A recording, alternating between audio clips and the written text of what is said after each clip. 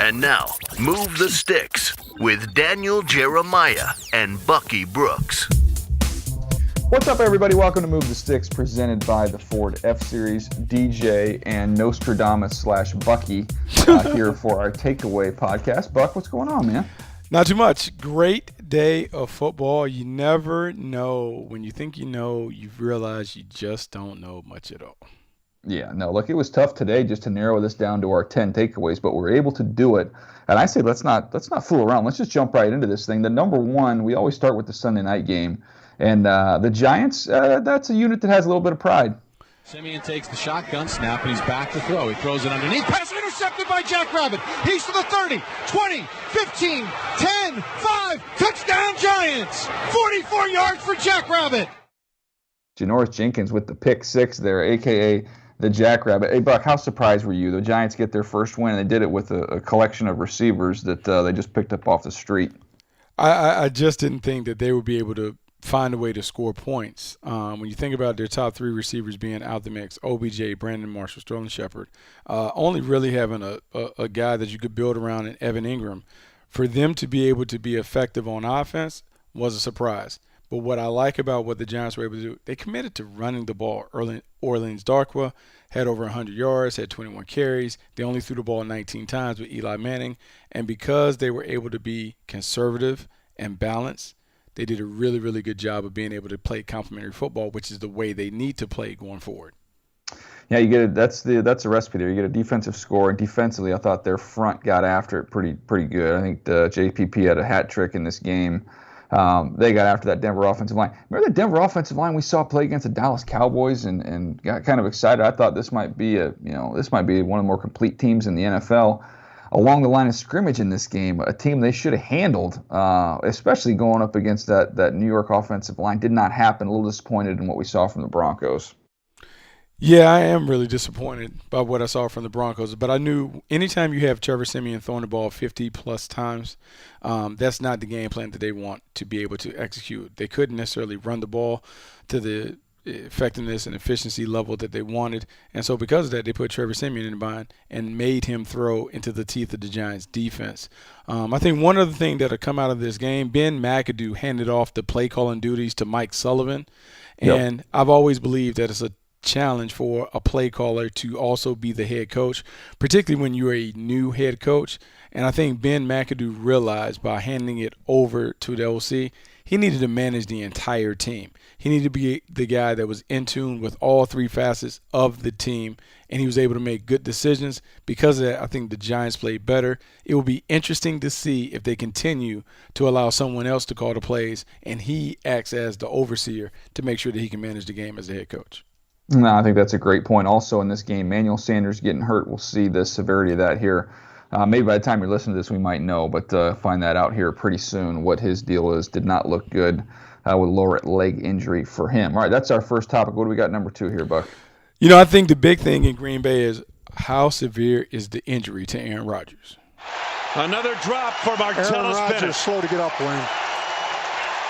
And he's down. Rodgers down on his back near the 30-yard line. Yeah, that didn't sound good, Buck. No, it definitely didn't sound good. And then the results obviously weren't good. You talk about a broken collarbone. It's the second time that he's broken his collarbone. Did it once before in 2013. This one could sideline Rodgers out for the rest of the season. That means it is time to get Brett Hundley up and ready. Can the Packers continue to be a viable contender with an inexperienced quarterback? Yeah, how about the irony in that one, too? You've got Anthony Barr injuring Aaron Rodgers, which hands the job to his college teammate, and Brett Hundley taking over. We talked about Brett Hundley, though. We're talking about the Jags. All this talk about the Jags and veteran quarterbacks. We were advocating during training camp, like, hey, if you're Jacksonville, why wouldn't you just call Green Bay and maybe test the waters on Brett Hundley? Turns out the Packers were wise, even if they did get any calls, not to field them, because they've got a nice insurance policy here. But I like Brett Hundley. I think Brett Hundley is going to do well. That was a tough game to get tossed into, the Minnesota game. Had a couple picks, which were spectacular plays there by the by the Minnesota Vikings. But I think they're going to be okay. They'll adjust. I think you'll see a little bit more zone read and see him use his legs a little bit. But I wouldn't just completely disregard the season here for the Packers. No, the one thing we do know about the Green Bay Packers, he will look much better going forward than he did today. Today was the toughest day because he was really playing a game plan that wasn't tailored to the strengths of his game. I think you'll see Mike McCarthy and the rest of his coaching staff really do a good job of building a game plan that allows Brent Hundley to be the best Brent Hundley that he can be. And because of that, I still believe the Packers can win some games. I don't think they're the contender that they once was, but I do believe they'll have an opportunity to be in the mix a little bit. I think they can make a run, maybe get to 8-8, 9-7. I think they're pretty good, solid for them. All right, before we move on to the next point, real quick, I was just jotted this down. You could make a case, right? Best wide receiver in the NFL, Odell Beckham, he's out. The best running back in the NFL, David Johnson, he's out. The best quarterback in the NFL, Aaron Rodgers, he's out. Best defensive lineman in the NFL, J.J. Watt, he's out. Best safety in the NFL, Eric Berry, he's out. Man, we have seen some star players go down early in this season. Absolutely. We've seen a ton of guys suffer injuries that have kind of changed the course and the plight of their teams. It's unfortunate, but it's the way of the life of the National Football League. Coaches have to be able to adjust. Executives always have to have the next guy on call. We'll see how those injuries affect these teams as they continue to go forward. All right, number 3 on our takeaway here. Hey, apparently age, just a number. Sometimes you just need a new scenery. Palmer hands off Peterson again up the middle, and he's got the first down and more, and Adrian Peterson's heading for the end zone. Touchdown Cardinals. What a debut by All-Day. That's an epic call, by the way. They're nicely done.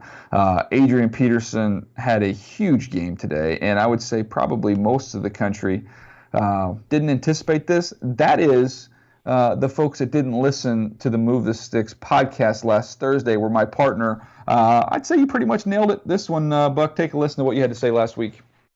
How about Adrian Peterson goes for 100 yards in his debut for the Cardinals? Come on, Buck. Come on, 100 yards. Like, is this for the season, or are we talking about? No. Right now against the Bucks, they give it to him 25 times. He goes for 100, puts a couple balls in the paint. He reignites the conversation about, man, this guy was the best running back that we've seen in the modern era. Maybe he does that. Wow. First of all, who was that smug partner that's with you on there that's not giving you your time of day here? You were way off. You said he would have 25 carries. He had 26. You said he'd have 2 touchdowns. He had 2 touchdowns. You said he'd have over 100 yards. He had 134 yards, Buck. That was an epic call by you, my friend. Nostradamus. I think it's funny. I will say this. I was impressed by what I saw from Adrian Peterson.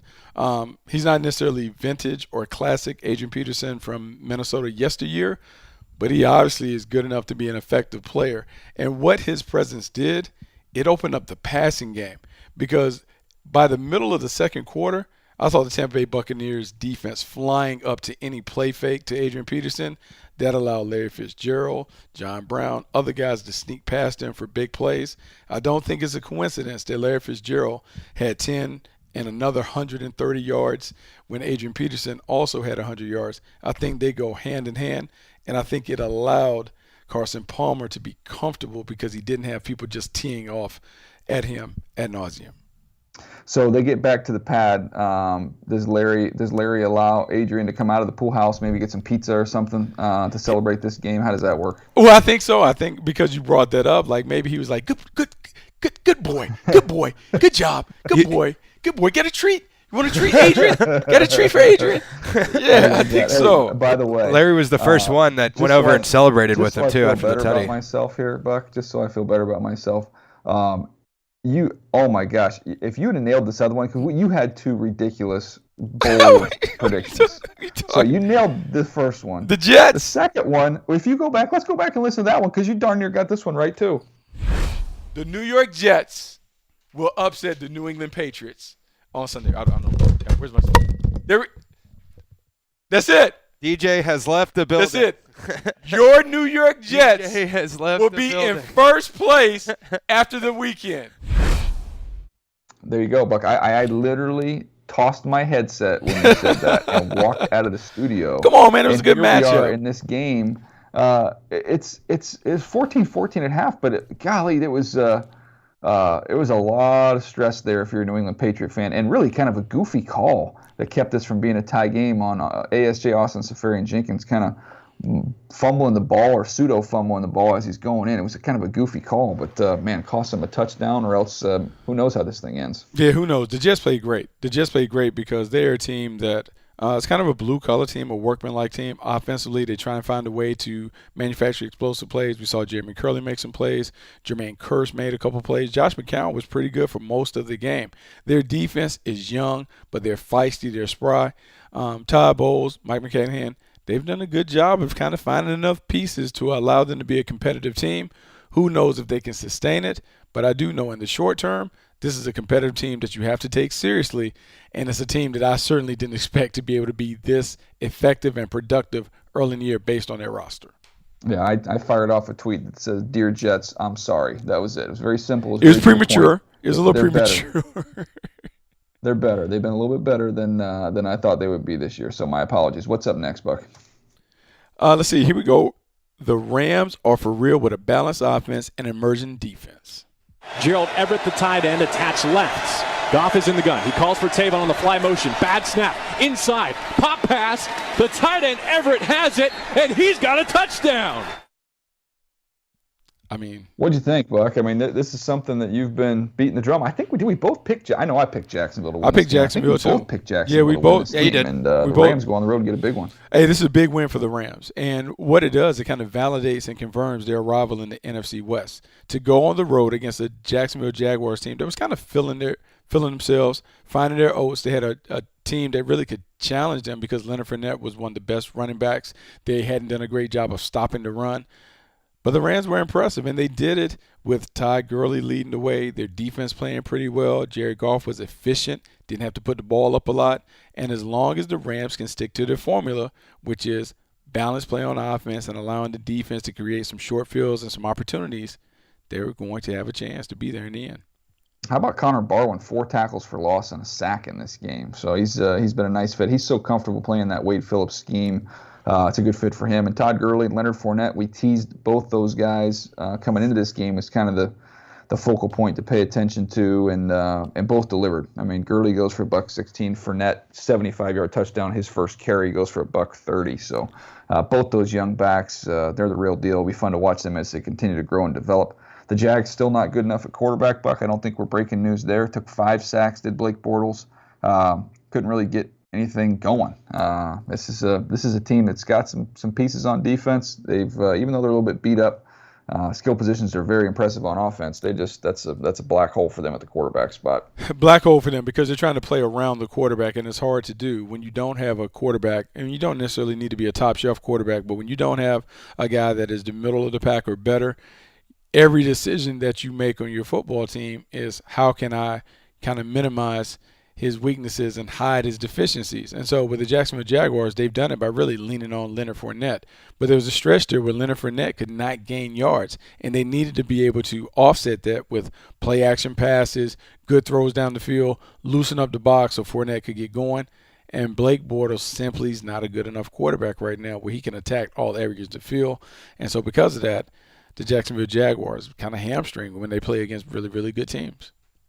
I'm with you. Let's roll on to number 5 here on the takeaway list. This was kind of a goofy game to watch between Chicago and Baltimore, but I got to tell you, Chicago has perfect imbalance. Trubisky from under center from his 7. Handoff Howard to the far left, and Howard runs into a Raven, rips right through an ankle tackle, bursts out the far left sideline, 35-40, 45-50, 45-40, and gets shouldered out of bounds in Baltimore territory. He was dead to rights. That was the huge run in overtime, set up the win for the Bears. Jordan Howard going for 167 yards. I say perfect imbalance, Buck, because you hear teams say, we want to be balanced 50-50. No. When you've got a rookie quarterback going up against a good defensive team, you do not want to be balanced. And in this case, this was a great example. The Bears find a way, go on the road, knock off the Baltimore Ravens. They ran the ball 54 times. They only threw it 17 times. And one of those pass attempts was from Tariq Cohen, the running back.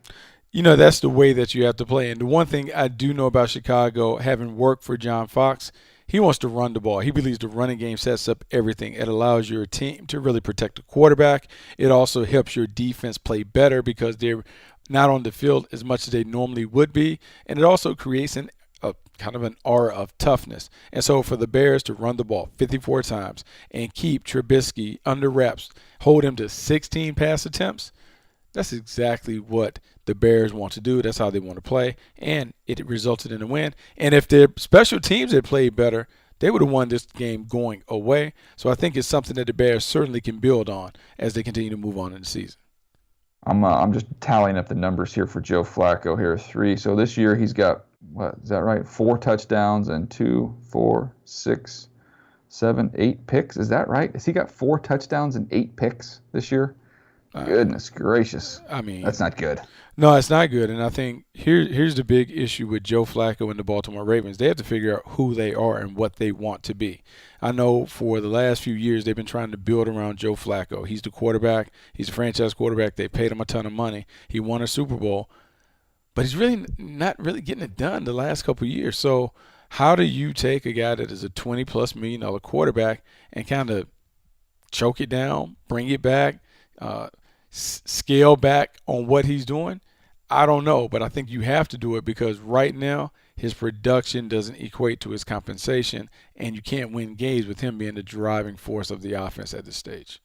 Well, here's one other thing before we move on to the next point. Rashad Perriman, he's got 4 more catches than Sully this year. That's not good. Yeah, I mean, what do we got next here, Buck? What's wrong with the Oakland Raiders? Snap, hold, kick is up, and it is good. Chargers win. Chargers win 17-16. They defeat the Raiders. First of all, just take a moment. And first of all, we need to run that call back again because I like listening to Money call a game winner. Give me that one more time, Sully. Give me the full call on that one more time. Kick is up, and it is good. Chargers win. Chargers win 17-16. They defeat the Raiders. Hey, Bucky, I don't know if you know this, but hey, if you didn't see that game, if you didn't get a chance to see all that game, hey, Sully, who won that game again? Chargers win. I could listen to that all day long. I'm good. One more time. Who won? Chargers win. Oh, I love Money. That is the best. Yeah, but we can get back to your point here, Buck. What the heck is wrong with the Raiders? Right now, the offense is underperforming. It's not the offense that we expected. Not that I expected Marshawn Lynch to come out and be a guy that was kind of churning out 100-yard games like the ATM machine, but I did think that he would be effective. He would give them a little more thump and pop in the run game, and that Derek Carr would serve as kind of like a nice complement, being able to push the ball down the field to the weapons. But what we're continuing to see, their weapons on the outside are not performing to the level that we expected. Amari Cooper, 5 catches, 28 yards. That's simply not enough production from a guy that is counted on to be your number one. Yeah, Crabtree came in, gave you a touchdown. He had 52 yards. Seth Roberts had 35.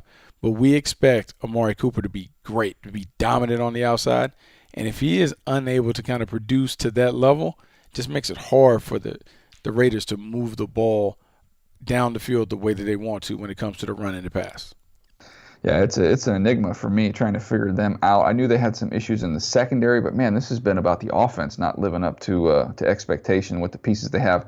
Obviously, Derek Carr's been injured. Get him back. He knocked some rust off today. I think you'll see him play better as we go along. But when you look at the other side for the Chargers, I've been going to training camp, mentioned it. Hunter Henry was outstanding. I thought he'd be kind of a focal point for this offense, and then was going several games without even getting a target. Now all of a sudden we're finally starting to see him get involved, and you see what he can do. 5 catches, 90 yards, a big part of what they do. And really, when you look at it, Buck, you get Hunter Henry involved, and Matt Money Smith's going to tell you what's going to happen.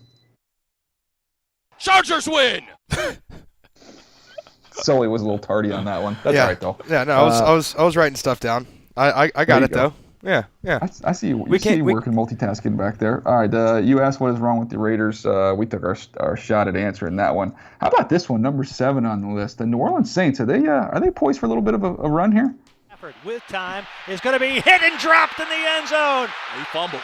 For a touchdown as he fumbles the football and the Saints fall on it. They're still fighting for it at the bottom of the pile. But it looks like Kenny Vaccaro will come away with the football. How about that? The game was just a wild game, 52-38. The Saints able to hold off the Lions. They were up huge in this game. The Lions had a big comeback and then came up a little bit short. But man, this Saints team, I don't know. They're tough for me to figure out, Buck. I don't know exactly when we get with them. Now, who knows what you're going to get, because their defense is not consistent enough for you to kind of hang your hat on how they're going to play. But I will say this.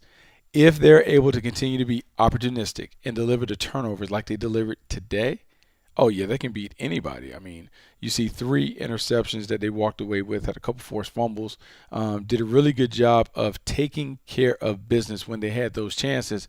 And then offensively, they just continue to be very efficient.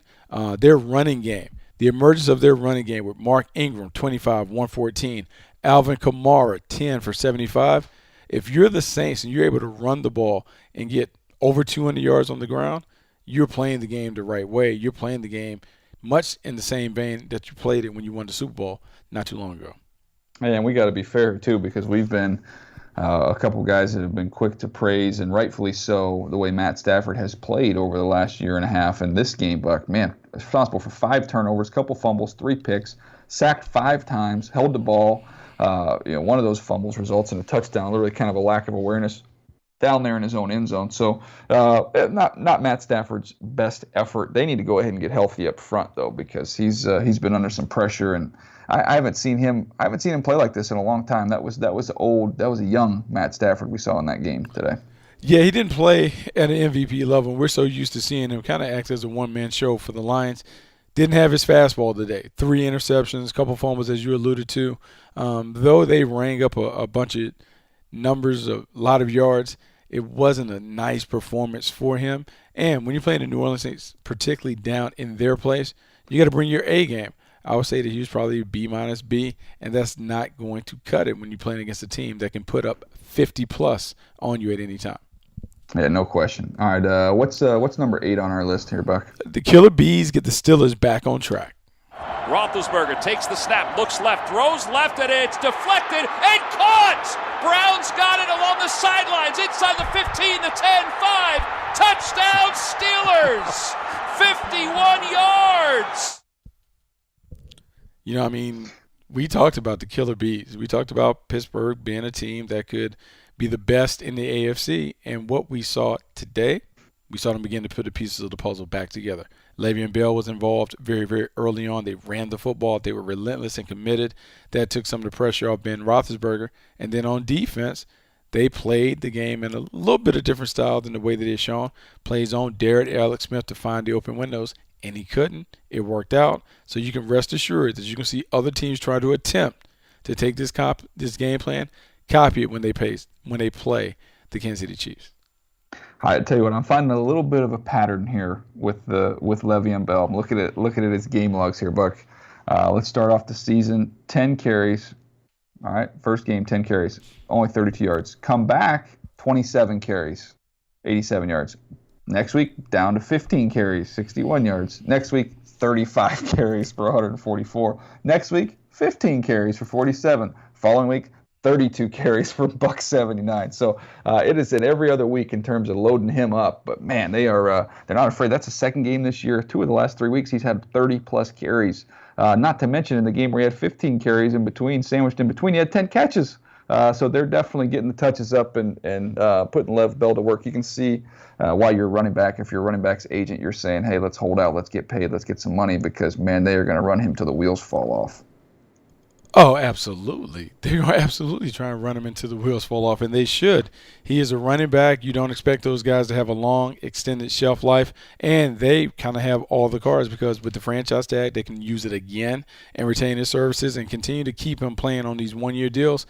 He has to be the monster that we saw today.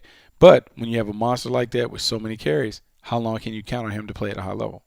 Are you look, it's their first loss. They're the last undefeated team to fall here. The Kansas City Chiefs 5-1. I got a text from somebody because, look, people are always going to be hesitant, even though Alex Smith is playing at a high level. I got a text from somebody in the league that said, hey, look, Alex Smith's playing great, but let's see what happens when it gets nice and cold in the postseason and he's got to go beat, an elite quarterback in bad weather. We'll see if he's up to the challenge. I have my doubts.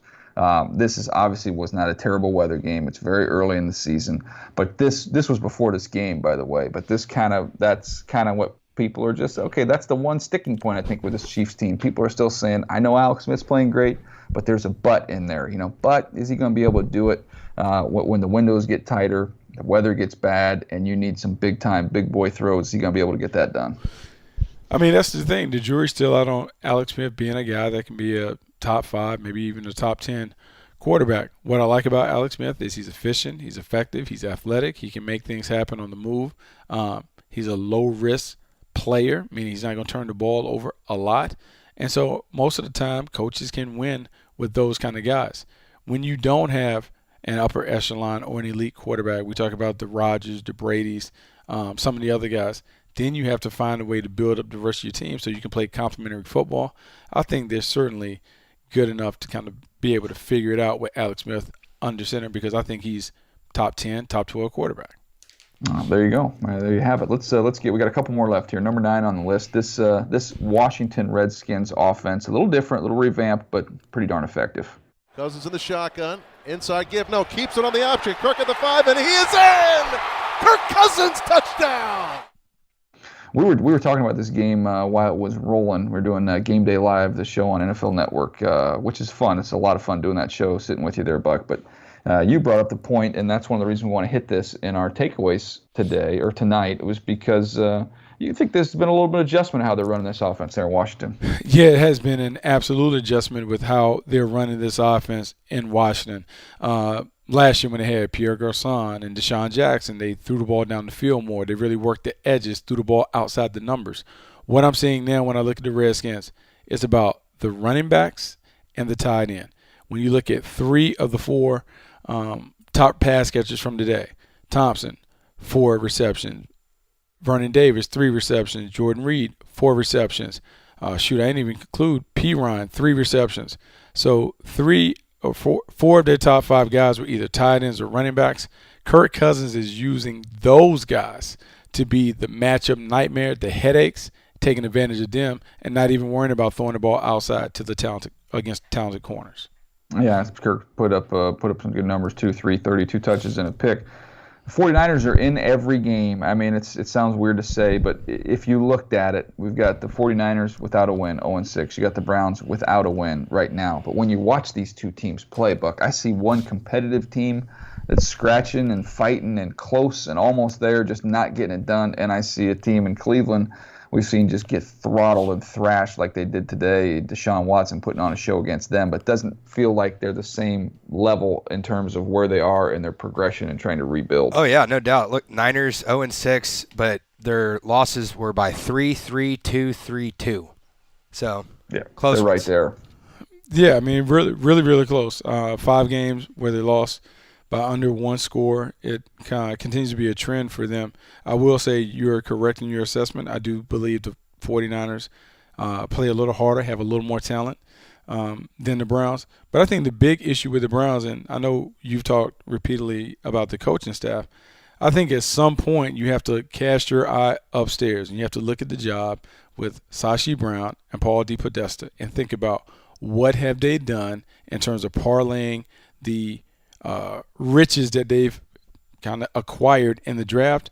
Have they turned those guys into players? And if they don't have the ability to turn those picks into blue chip players, then you have to think about moving on, finding someone who can take those opportunities and help build a competitive roster. Because when I look at their roster, they're simply not even in the class of some of the middle teams to give themselves an opportunity to be competitive and win some of these games. All right, let's just play real quick before we get to the last one here. I got the Chargers schedule. Win, yes. Loss, no. Or you can say maybe. So if it's a win, say yes. If it's not a win, say no. You ready? Yep. They got Titans at home.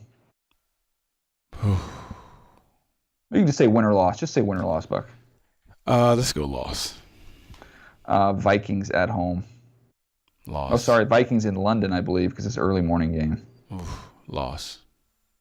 At the Lions. I'm going to give them a win. It's a win at the Lions. I'm going to give them a win. They have to win somewhere. They can't go over. Jags at home. I think they'll lose to the Jags. Okay. At the Bengals. Loss at Cincy. All right. At the Chargers. Before you answer that, what does Matt Money Smith think? Chargers win. This is funny. I'm gonna go with the Browns in that. They beat them last year. That's right, one team they win. That's So Packers, that's two. Brett Hundley, the Fighting Brett Hundleys. They lose to the Packers. All right. Ravens at home. Ooh. Ravens. At the Bears on the Christmas Eve. You know what? Santa's typically nice. I'm gonna go with them over the Bears. On the road on Christmas Eve. That's 3 wins for the Brownies. 3. All right, finish it up at the Steelers. Oh, that's a loss. All right, so you got them 3-13. I think they would love 3-13 the way things look right now. I'm going to take the under on that one because I know. Look, there's some iffy ones in there, but I know when they face the Los Angeles Chargers. Chargers win. Gosh, Sully, you're so tardy on Come that thing. on. Hey, that was like a half second, like not even a half second late.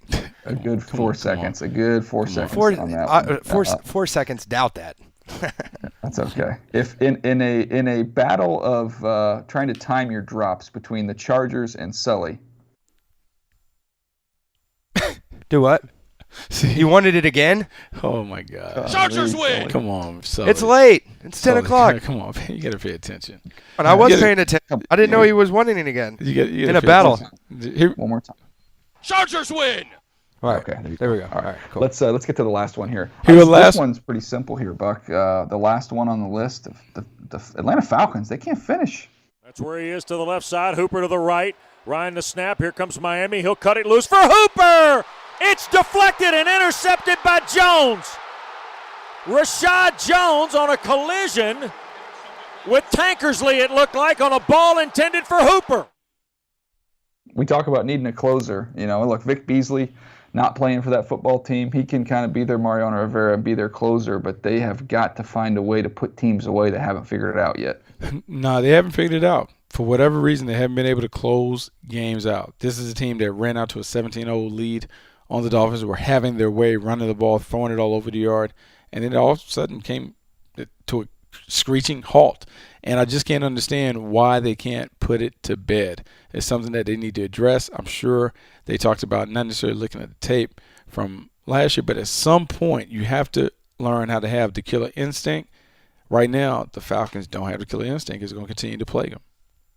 Yeah, just their loss against the Buffalo Bills, 17-17 game in the fourth quarter, 7 minutes to go. You got to find a way to finish that game. They give up 2 field goals there, lose 23-17, then they come back and they drop this game. So they lost 2 in a row here, games where they haven't been able to get it done in the fourth quarter. So a little disappointment there with the Atlanta Falcons.